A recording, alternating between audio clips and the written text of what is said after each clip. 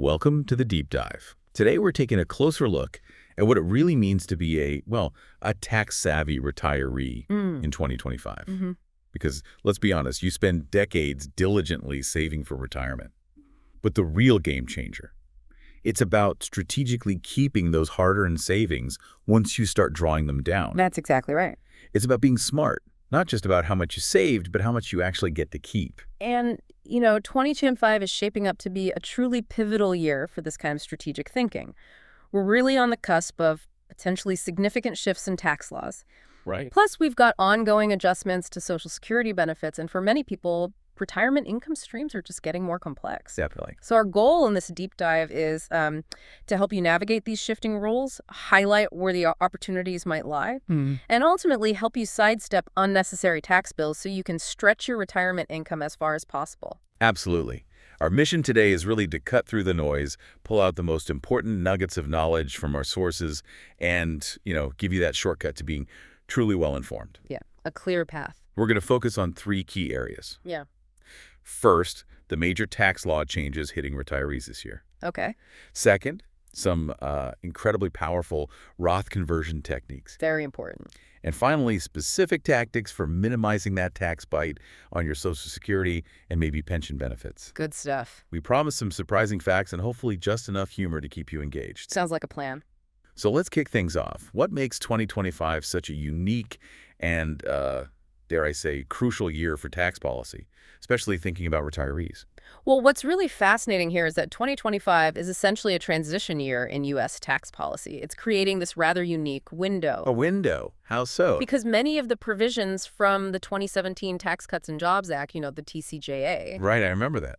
they're still technically in effect, but they're set to expire at the end of the year. That is, unless Congress acts to renew them. Okay, so uncertainty looms. Exactly. This means things like the relatively lower individual income tax rates we're seeing right now, and that expanded standard deduction, they're kind of on borrowed time. Right. So for the moment, marginal tax rates like the 12% and 22% brackets are lower than, let's say, historical norms. Okay. And that offers a tangible opportunity for you to strategically withdraw from tax-deferred accounts like your traditional IRA or 401k at a more favorable rate. So act now while rates are low-ish? Potentially, yes. If these rates do tick up in 2026, which is the default if nothing changes, Right. delaying those withdrawals or, importantly, Roth conversions could mean paying significantly more in federal income tax later on. And we're not talking pennies here. Right. Moving from 12% to 15% or 22% to 25%, that adds up. It really does. It's not just a minor fluctuation for many folks. It's the default path unless Congress specifically steps in. Okay, wow. And what about that standard deduction you mentioned? That sounds like a particularly powerful tool for retirees this year. How does that work? Oh, it plays a huge role. It provides a pretty significant tax shield right now. How big are we talking? For 2025, the standard deduction is quite generous. Over $30,000 for married couples where both are over 65. Okay. And more than $15,000 for singles over 65. Think of this as a valuable buffer.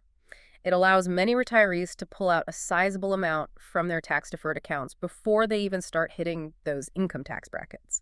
So that first chunk of income is effectively tax-free because of the deduction. Exactly. For those of you who don't have large itemized deductions, which is more common now with the higher standard deduction, this can be a real game changer. It impacts how much cash you can actually access tax-free each year. Okay. Now, beyond what Uncle Sam takes, state taxes. They can make a monumental difference, can't they? It feels like a whole other layer of strategy. That's a great way to put it, a layer of strategy. Federal tax rules are definitely only part of the puzzle. State taxes on retirement income vary, dramatically. And we've actually seen some recent interesting shifts there, too. Oh, like what? Well, for instance, states like Colorado and Nebraska have recently moved to reduce or even completely eliminate state taxes on Social Security and certain other retirement income. That's significant. It is. But then you contrast that with states like, say, California or New York, which generally continue to tax most retirement income at their regular state income tax rates. So location applies to taxes too. Absolutely. So whether you've already moved or maybe you're even considering a new zip code for retirement, understanding your potential new state's retirement tax rules, Right. it can profoundly impact how much of your income you actually get to keep. Definitely something to research. And what about for folks who have, regular taxable brokerage accounts? What's the landscape like there for capital gains and investment income? Good question, because this is another area with some unique opportunities right now. For retirees holding investments in those taxable brokerage accounts, 2025's capital gains rates remain quite favorable, particularly for lower and middle income retirees. Favorable, huh? Well, long-term gains can be taxed at 0%, 15%, or 20%, and that depends entirely on your overall taxable income for the year. 0%. That sounds appealing. It is. What's crucial to remember here is that for many lower and middle income retirees, if your taxable income for the year stays below certain thresholds, roughly $47,000 for a single filer, or around $94,000 for married filing jointly in 2024, adjusted slightly for 2025, those long-term capital gains could be taxed at, yes, 0%, completely tax-free. Wow. So timing is key there, too. Absolutely key. This means strategic selling, maybe taking some gains in years when your other income is lower, say during early retirement before your required minimum distributions, your RMDs kick in. That can significantly reduce your lifetime tax bill. Okay, so taking it all together, these federal nuances, state differences, the capital gain situation, it really does seem like 2025 is shaping up to be a prime year for, well, proactive planning. That's the perfect word for it. Proactive. And that brings us right to one of the most powerful tools people talk about. Oh. The Roth conversion. What exactly is a Roth conversion and what makes it so attractive? Okay, so a Roth conversion is essentially moving money. You're taking funds from a pre-tax retirement account, think a traditional IRA, maybe an old 401k, and you're moving it into a Roth IRA. And the catch? The catch is you pay income tax on the amount you convert, and you pay it in the year you do the conversion. Ouch. So why do it? Because of the benefits down the road.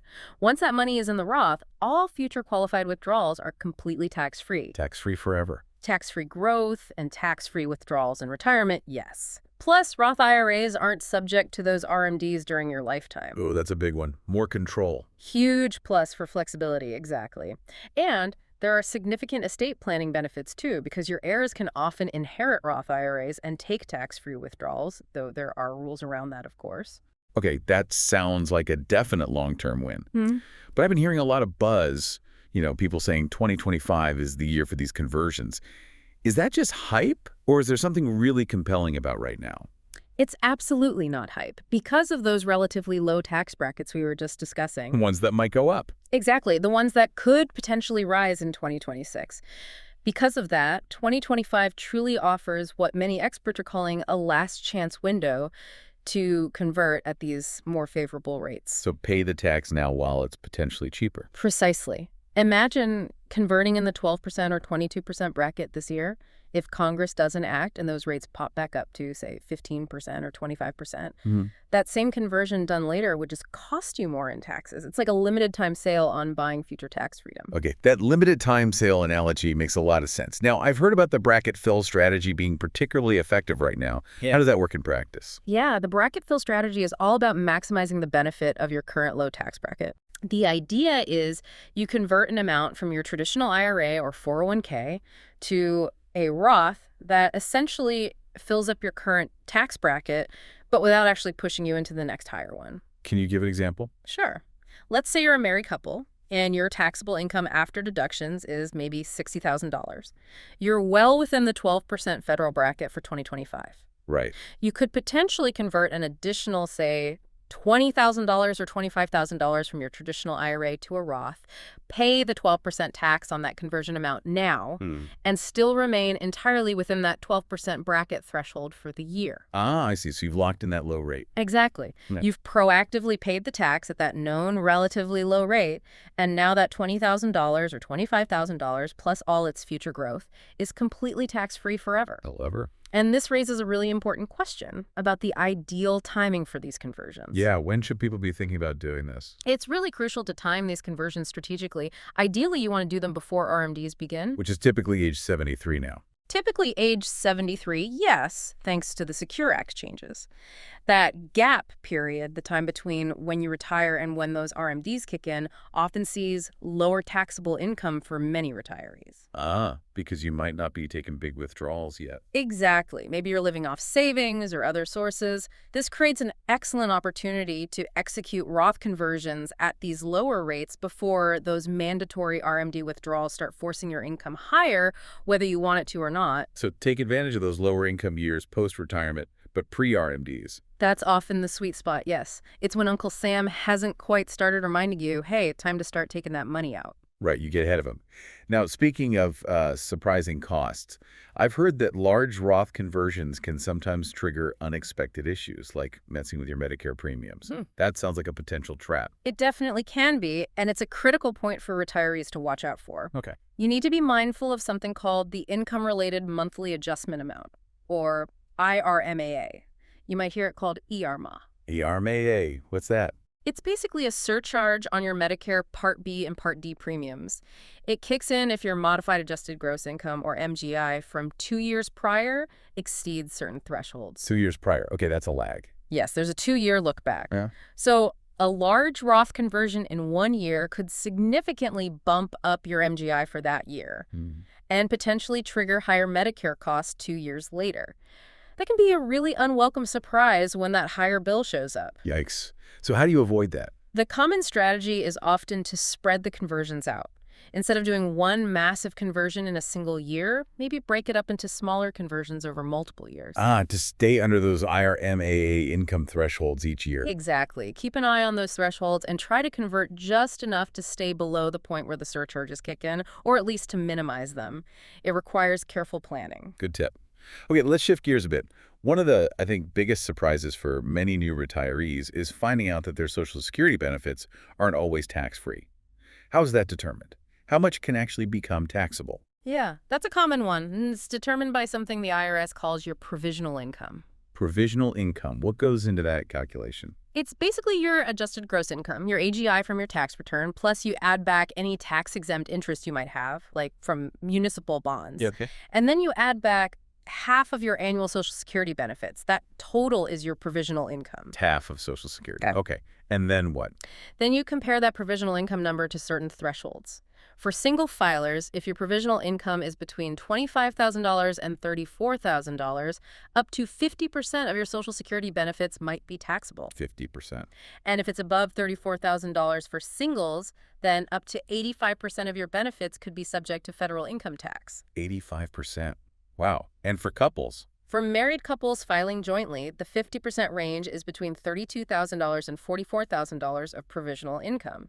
And if your provisional income is over $44,000, then up to 85% of your benefits could be taxable. Okay, so it's not necessarily all or nothing, but it can be a big chunk. It's not a cliff, no. It's a gradual phase-in within those ranges. But yeah, for many retirees, especially those also taking IRA withdrawals or pensions, 85% of their benefits end up being taxable. So knowing that calculation, what are the key tactics then? How can you try to reduce that Social Security tax bite and keep more of those benefits? Well, there are a few concrete strategies you can deploy here. Okay, let's hear them. First, lean on those Roth withdrawals we talked about earlier. Because they don't count towards. Exactly. Money you take from a Roth IRA is generally not counted in that provisional income calculation. So using Roth money for living expenses won't push more of your Social Security into the taxable zone. Smart. What else? Second, you need to carefully control your withdrawals from other taxable sources like pensions and traditional IRAs or 401ks. Be mindful of those withdrawals. Yes. Taking large withdrawals from those accounts, especially in the same year as your Social Security benefits begin, can significantly increase the taxable portion of your benefits simply by boosting your provisional income. Okay. Coordination is key. Absolutely.